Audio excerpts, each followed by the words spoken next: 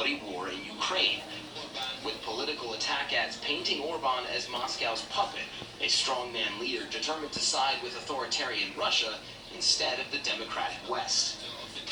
This ad saying, quote, "We want Hungary to be a Western country again. If you are voting for Orban, you're voting for Putin." Or this one saying, quote, "Orban, tell your friend of 12 years, don't kill." Orban has undeniably supported Putin, vetoing sanctions against Moscow over the years and expanding the Russian-Hungarian partnership.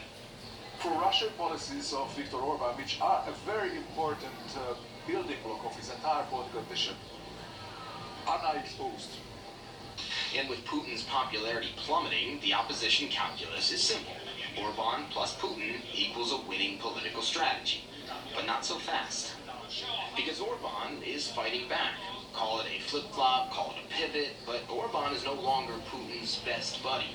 Even though he's not openly criticizing him personally, the Hungarian leader went along with initial EU sanctions against Russia, has described the invasion as Russian aggression, and despite being vehemently anti-immigrant for years now, has let in hundreds of thousands of Ukrainian refugees in the past few weeks. He says we are a great country which gives everything to people who are fleeing trouble. Since the war began, Orban has refused to let weapons pass through Hungary to Ukraine or provide military aid, but he's deflected any criticism of that by claiming he is simply a man of peace, counting on the notion that many Hungarians want nothing to do with the war. The gut reaction of most of the public is that, oh, we should just not get involved with this thing. Yeah? And Orban has taken advantage of that. And that's what they are trying. Whether it works remains to be seen, but polling, which isn't always reliable in Hungary, has Orban and his party out in front. One big name the opposition hopes will change that. Послухай, Вікторе, знаєш, що відбувається в Маріуполі? Ви маєте самі вирішити, за кого ви. That's, of course, Ukrainian President Volodymyr Zelensky, who has criticized what he calls Orban's lack of support for Ukraine's fight for its existence. But it's not clear if that will be enough.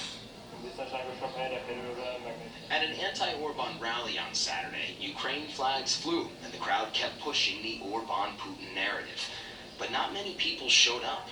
Whether that's an ominous sign for the opposition or just the result of cold, rainy weather, we'll find out when the votes come in.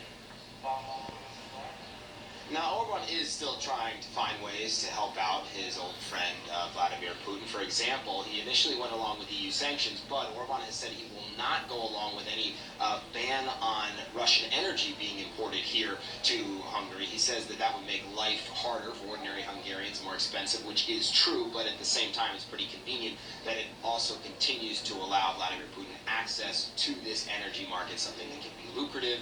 So it's, they're still trying to find some ways, I think, Orban is, to help out Vladimir Putin. Christian.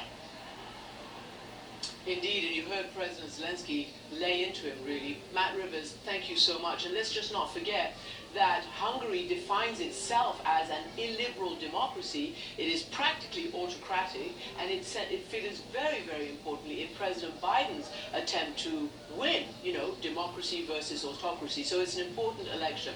Now, as the war in Ukraine enters its 6th week, we're seeing more scenes of destruction. This week, I visited a town just east of